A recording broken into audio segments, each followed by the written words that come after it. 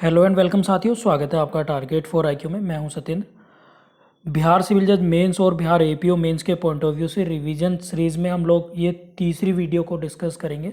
फटाफट से 2-3 मिनट में 2-3 टॉपिक्स को जनरल साइंस के इस तरह के क्वेश्चन इसमें हम देखेंगे। कार से निकलने वाला धुआं आखिरकार खतरनाक क्यों होता है, या जैसे ग्रीन हाउस इफेक्ट है, या प्रकाश संश्लेषण है यानी फोटोसिंथेसिस।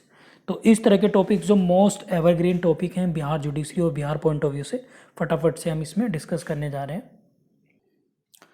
तो सबसे पहला क्वेश्चन है, कार से निकलने वाला धुआं क्यों खतरनाक होता है।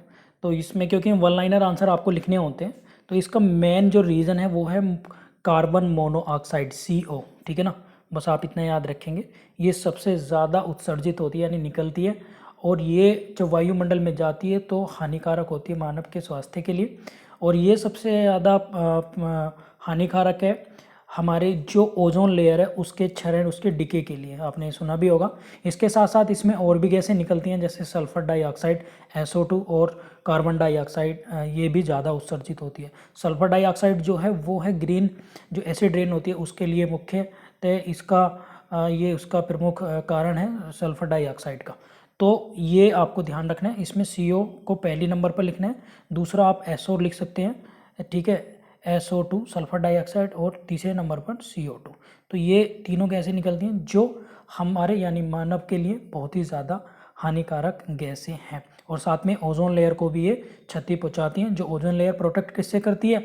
परावैंगनिक किरणों से, जो अल्ट्रावायलेट वेव्स हैं सन की, उससे प्रोटेक्ट करती है ह्यूमन बॉडी को। नेक्स्ट है, देखिएगा, जैसे टॉपिक का नाम है ग्रीन हाउस प्रभाव यानी ग्रीन हाउस इफेक्ट। अब बहुत सिंपल सा इसको तरीका समझ लीजिएगा, एग्जाम में आपके याद रहेगा। जब ये जो गैसें हैं जो मैंने अभी बताई थी आपको, CO SO2 या CO2 कार्बन डाइऑक्साइड, जब ये ज़्यादा प्रोड्यूस होंगी, ज़्यादा बनेंगी, उत्सर्जित होंगी, तो ये क्या है कि टेम्परेचर को बढ़ाएंगी धरती के। ठीक है ना, तो इस तरह की गैसेस जो हैं वो वायुमंडल, जो एटमॉस्फेयर है उसमें गर्मी का जो वातावरण है उसका टेम्परेचर बढ़ाएंगी, और इसी टेम्परेचर को बढ़ने को जो है ग्रीन हाउस इफेक्ट कहा जाता है। ये आप लोगों को याद रखना है। इसमें मेन रूप से क्या है, जैसे CFC एक क्लोरोफ्लोरोकार्बन है, ठीक है, ओजोन है, मीथेन है, या फिर CO2 है। तो ये गैसें जो हैं इसमें प्रभाव डालती हैं। बस इतना याद रखना है। जब वायुमंडल में यानी पृथ्वी पर गर्मी बढ़ती है, और गर्मी बढ़ने का जो रीज़न है वो ये वाली गैसें हैं, तो उसी प्रक्रिया को ग्रीन हाउस इफेक्ट कहते हैं। तो ये आई होप आपको बिल्कुल समझ में आ गए होंगे। टॉपिक्स बहुत इजी हैं। देखिएगा, most ever green important question है। आप लोगों ने वैसे भी सुना होगा बचपन में, देखते तो हम डेली हैं कि सूर्य जो है प्रातः काल में और सायकाल में जो है लाल क्यों दिखाई देते हैं। तो हम इस पे चर्चा कर रहे हैं केवल साइंटिफिक आधार पर कि अगर लाल है तो क्यों है। ठीक है ना, अब मान लीजिएगा ये पृथ्वी है, ठीक है ना, और ये यहाँ पर सन है। तो अब ये सन जो है सुबह और शाम को आपको पता ही है सूर्य लाल दिखता है। तो बस साइंटिफिक आंसर आपको लिखना है कि इसका एक रीज़न ये है क्योंकि अब यहाँ पर पृथ्वी के ऊपर ये वायुमंडल है यानी एटमॉस्फेयर है। ठीक है ना, अब इस एटमॉस्फेयर में क्या है कि बहुत सारे मॉलिक्यूल्स होते हैं जो जो 7 रंग होते हैं, 7 कलर होते हैं, उनको वो बखेर देते हैं, यानी उनको एक जगह इकट्ठा नहीं होने देते। अब क्या होता है, इन्हीं 7 रंगों में एक रंग होता है लाल रंग, और लाल रंग भी आपने देखा है कि उसकी जो वेव लेंथ है वो अधिक है, तरंग दैर्ध्य। ठीक है ना, जब उसकी तरंग दैर्ध्य इतनी अधिक है, वेवलेंथ अधिक है, तो वो उसके कलर्स को बखेर नहीं पाते हैं। जो एटमॉस्फेयर में मॉलिक्यूल्स हैं उसके रंग को बखेर नहीं पाते, मतलब उसे उन्हें तितर बितर नहीं कर पाते हैं। जबकि जो और बाकी कलर हैं वायुमंडल में वो बिखर जाते हैं, मतलब वो तितर बितर इधर उधर डाइवर्ट हो जाते हैं। जबकि रेड कलर का क्या है, वो कांस्टेंट रहता है। तो ऐसी स्थिति में पृथ्वी तक केवल जब लास्ट में जब ये नीचे जाती है, पृथ्वी घूमती है, तो शाम के टाइम या सुबह के समय हमें केवल पहले या फिर सबसे लास्ट तक जो लाल रंग है वो ही दिखाई देता है, या क्योंकि वो ही पृथ्वी तक आ जाता है, बाकी सब बीच में ही बिखर जाते हैं।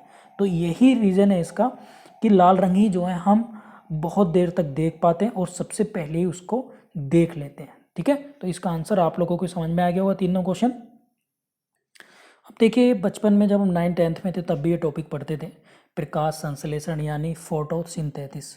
अब ये क्या होता है कि आपको तो पता ही है कि पेड़ पौधे हरे कलर के होते हैं, हरे रंग के होते हैं, और बचपन में हम सुन भी चुके हैं कि पेड़ पौधों को जो खाना है यानी उनके लिए जो ईंधन है, उनके लिए जो खाद्य आपूर्ति यानी वो खाना कहाँ से खाते हैं, जीवित कहाँ से रहते हैं।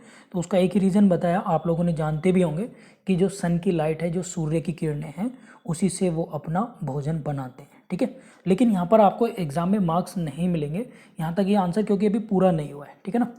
तो अब क्योंकि ये जो क्लोरोफिल की मदद से पर्णहरित यानी जो पेड़ पौधों के पत्ते होते हैं वो क्लोरोफिल की मदद से और कार्बन डाइऑक्साइड की मदद से और जल की मदद से यानी पानी H2O की मदद से, साथ में सूर्य की जो किरणें हैं उनसे रिएक्शन करके खाद्य पदार्थ अपने लिए संश्लेषित करते हैं, बनाते हैं।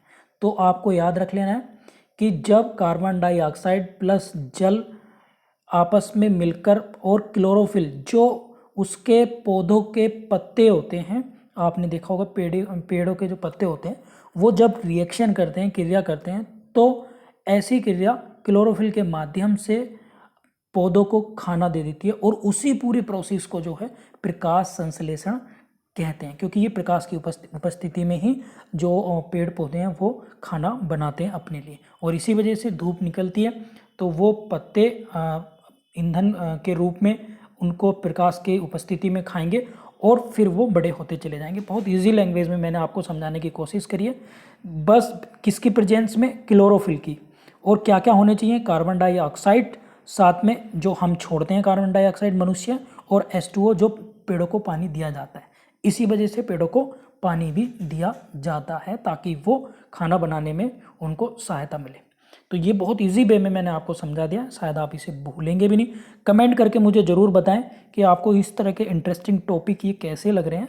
और बिहार APO मेंस और बिहार सिविल जज मेंस के लिए GK GS के लिए हमारे पेड कोर्सेज चल रहे हैं, जिसमें लेक्चर हैं ऑडियो फॉर्म में, साथ में टेस्ट सीरीज भी इंक्लूड है कोर्स में, और हिंदी और इंग्लिश दोनों माध्यम में है।